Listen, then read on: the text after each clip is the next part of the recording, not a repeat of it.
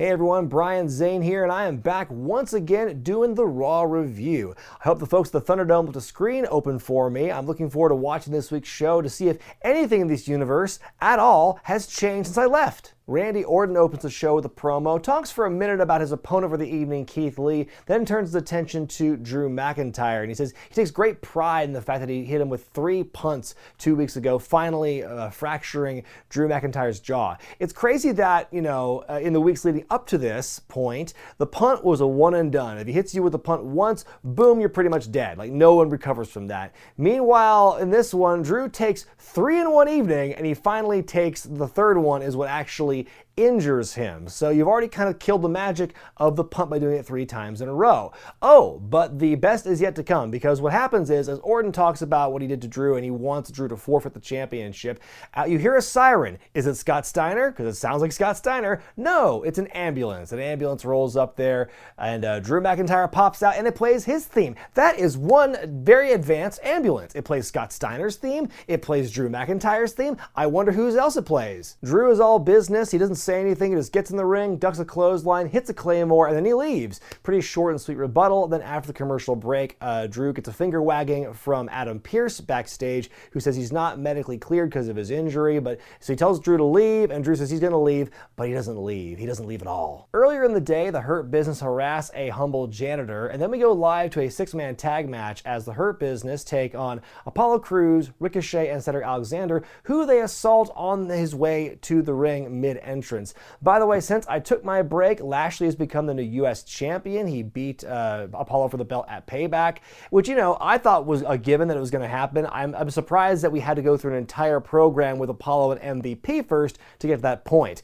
Anyway, a few minutes into the match, as Ricochet wants to go in for a hot tag, Cedric Alexander, his own partner, yoinks him off the apron, beats him down, then he gets in the ring, gives a lumbar check to Apollo Crews. So the baddies pick up the pieces and pin Apollo to win the match. There's no handshake and there's no big hug in the ring with Cedric after the match is over. So Cedric has not officially joined the Hurt Business yet, but by all rights he is. We'll see how this develops later in the night, but I'm glad to see it's finally happened. We've seen the seeds being planted for weeks and weeks with this between MVP and Cedric. So they finally pulled the trigger on it. I'm curious to see where it goes, but we'll see where it actually goes in the short term later tonight. The Street Profits take on Angel Garza and Andrade in non-title action. The tension between Angel and Andrade is still ongoing, as is this program. Do you think it was wise for them to pull the Montez gets poisoned card as early as they did? A couple minutes into the match, though, Angel once again he leaves his partner high and dry, walks away, and Andrade is quickly taken out by the Profits. And my favorite part of this, though, is the referee has to reposition himself mid-count because Montez is so into the pinfall, he's like scooting and turning into a circle. So the referee, he has to turn around to get back on the shoulders to get that 3 count. It's a bit of a delayed 3 count there. The Street Profits win, Garza pieces out, and suddenly out come the SmackDown Tag Team Champions, Cesaro and Shinsuke Nakamura, making a surprise appearance.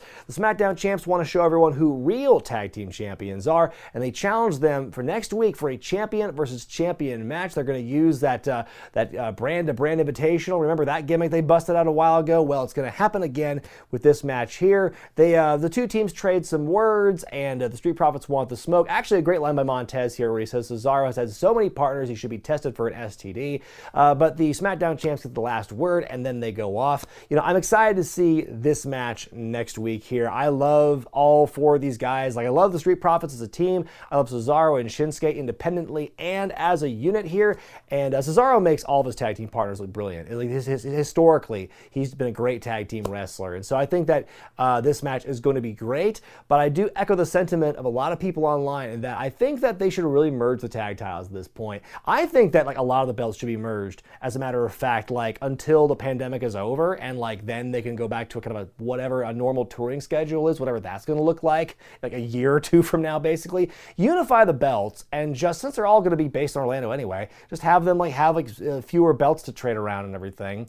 Just unify them temporarily. I'd like to see them do that at the pay-per-view. Is R-Truth in a fake restaurant set up in the arena? Probably. He's talking to the invisible little Jimmy at his table when suddenly the dessert cart pulls up, and out from under one of the plates pops up one of the ninjas, just his head. And then we see Akira Akira Tozawa and his ninja referee walk in. Truth tries to distract them by tossing his belt into the air, and it lands on the floor hitting nothing. And then all of a sudden, like, if a sloppy fight breaks out, there's some slapstick. Truth ends up like putting the metal, like the fancy food cover, back over the ninja's head. He pushes the dessert cart over Akira and the referee, gets his belt back, makes a joke to the maitre d' about diners, drive-ins, and dives, and then he pushes the whole thing out. He can barely hold on to his belt on the way out. So this stuff is still happening. Our Truth and the Ninjas apparently is never going to go away.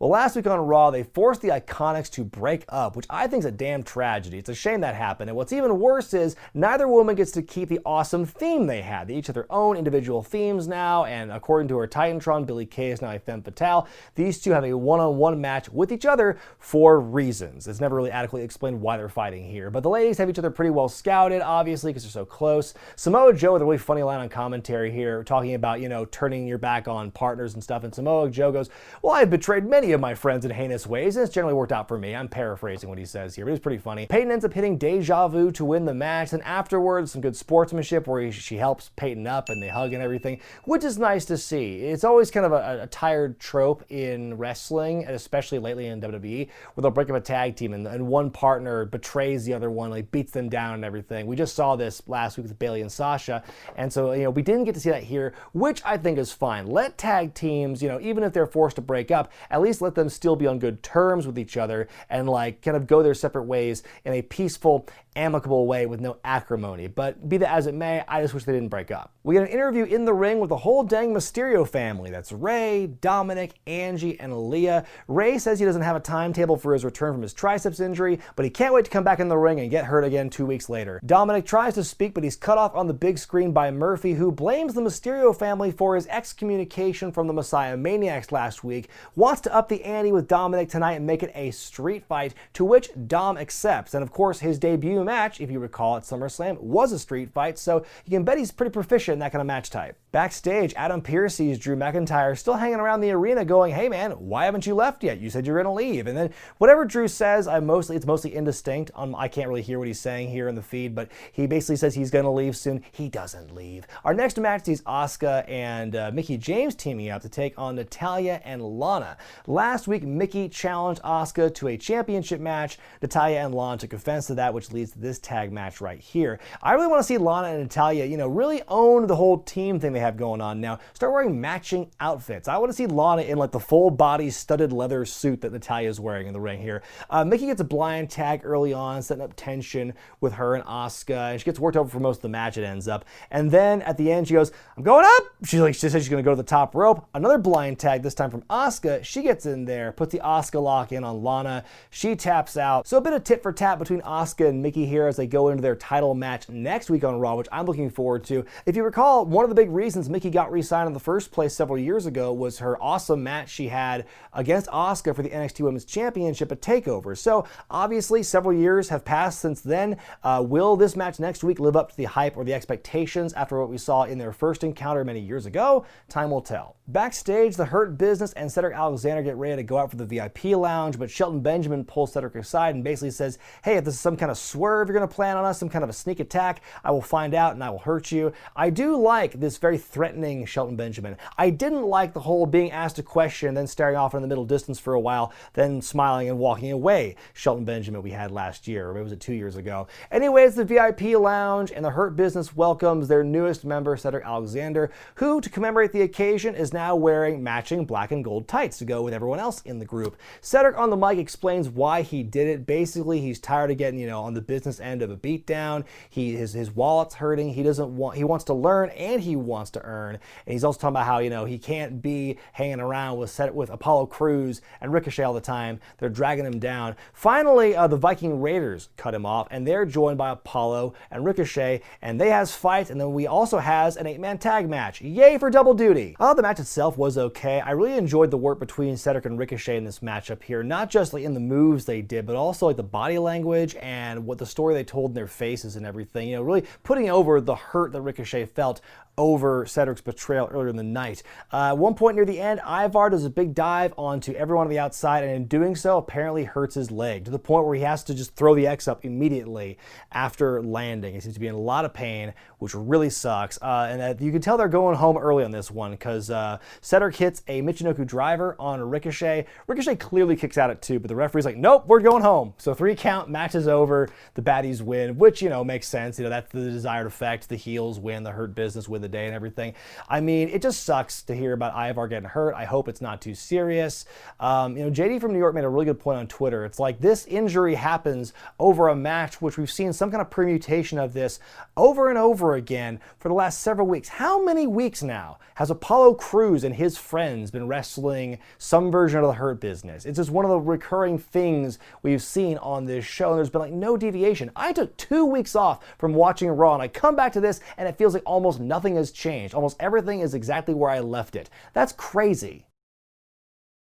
Drew McIntyre still hanging out backstage. He's not leaving. And then elsewhere in the building, Kevin Owens throws some serious shade at Shane McMahon as he gets ready for Raw Underground. And speaking of WWE's ongoing efforts to run any possible matchup they have into the ground, Randy Orton takes on Keith Lee in singles action. At Payback, in like less than 5 minutes, Keith Lee shocked the world and beat Orton as clean as a whistle. Would he be able to pull it off again tonight? We'll see. By the way, this is the first time I've actually heard Keith Lee's new main roster music, and I hate it.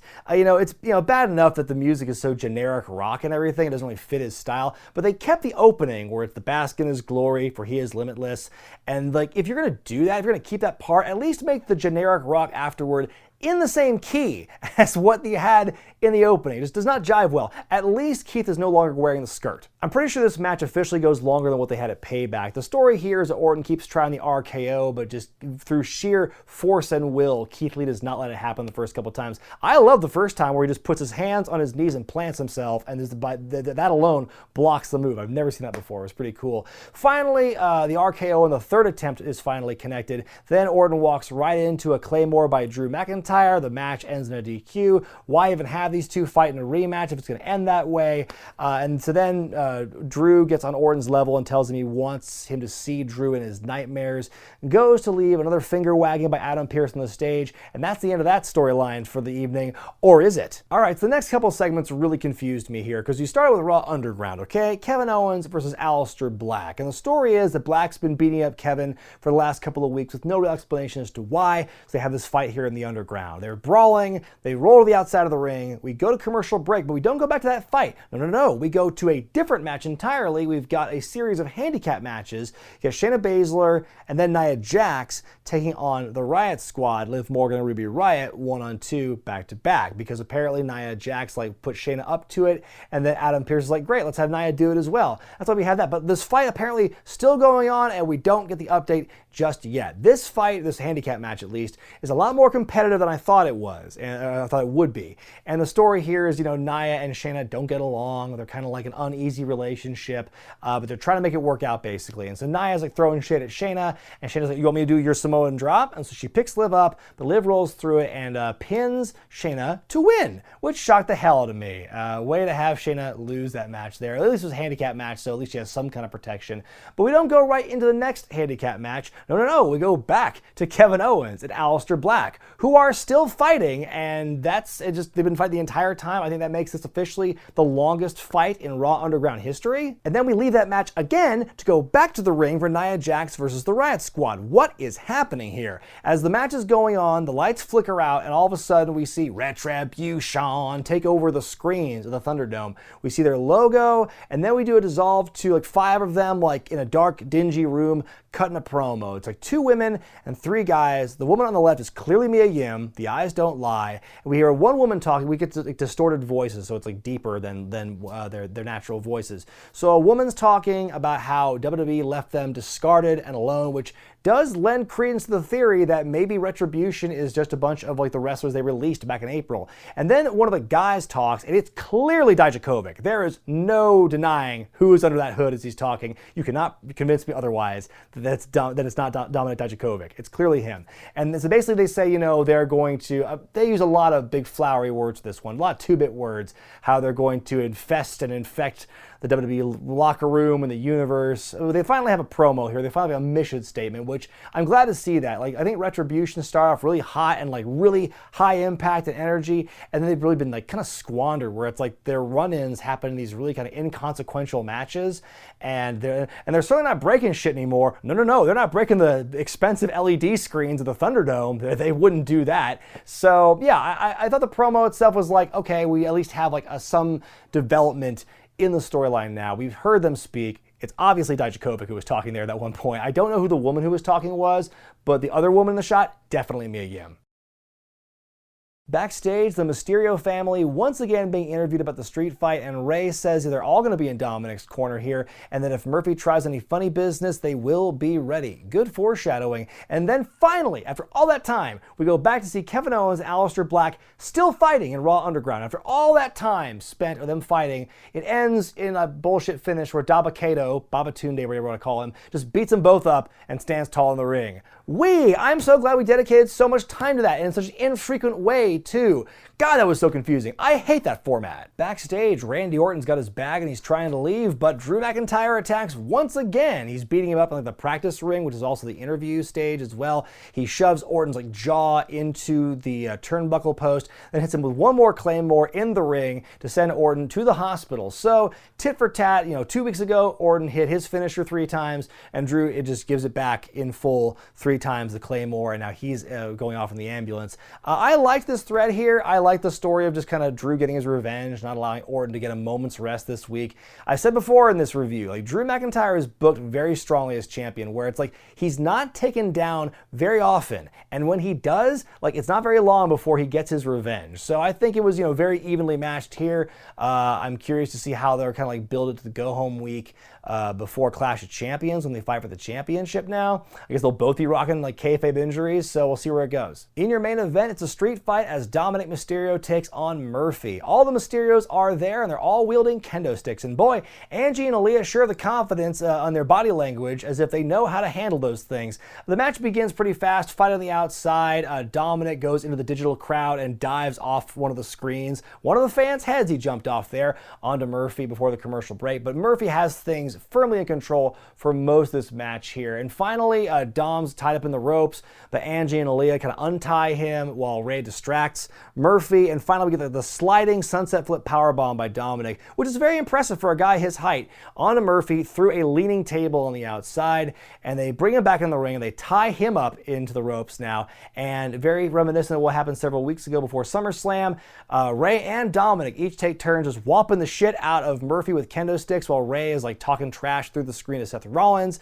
It's very much like revenge for what happened. Then all 4 of the Mysterio family members start beating up Murphy with the kendo sticks. Murphy finally says enough of this, he taps out, and then after the bell rings, all 4 Mysterios now continue their merciless beatdown, just beating the piss out of poor Murphy with the kendo sticks. It only took 3 hours in this show for something to finally get a pop out of me, but this is what it was. The match itself, like, it's not going to live up to like the street fight with like Seth and Dominik at SummerSlam. Like, this was not as good as that in terms of like the in-ring work, but the story they told to get to the end point where all 4 Mysterios just beat the shit out of Murphy while Seth is like has abandoned him essentially, that was great stuff. That was a great visual. It was a great way to get there and a fantastic way to close out the show. On an evening that saw them finally pull the trigger on Cedric's heel turn, and then they kind of like rush the next couple of like chapters in that in one single night, it was good to see a couple of segments where the good guys get the leg up, like the Drew and Randy Orton thread, and what we saw with the Mysterios beating up Murphy in the street fight. That was just genuinely the most entertaining thing about the show this week. But I am a little disappointed though in how little has really changed since I left in terms of how they book matches. I shouldn't be surprised because they've been doing it this way for years at this point. You can't really blame the pandemic for this because it's their modus operandi. And it's just crazy. They have so many people on their roster, and I'm sure some of them are staying behind because of the pandemic, but there's others who are just sitting there not doing anything. Why did you waste a rematch with Randy Orton and Keith Lee when you knew it was going to have a bullshit finish? Why would you spend so much time like building up Kevin Owens and Aleister Black and having this Raw Underground thing that takes up at least 3 segments only for it to end the bullshit way that it did? That was really frustrating, and I just, it's just, I don't know. I was, you know, there were some things I liked about this week's show, but there's a lot of it in terms of just like the overall makeup of the show week to week that's really got me kind of feeling down on it. But let me know what you thought about Raw this week in the comments section below. Quick note about Wednesday Warfare. Once again this week, NXT and AEW are on different nights, Tuesday and Wednesday respectively. And so I'll just be doing Wednesday Warfare, kind of like how I did the Who Wore It Better series, where, you know, Raw did their thing, SmackDown did their thing, and then I compared the two after I watched the second show. So that's what's going to happen this week with Wednesday Warfare. And of course, the SmackDown review will once again be live, and that's going to be happening Friday night after SmackDown. So stay tuned for that. I'm Brian Zane, and I'll see you next time.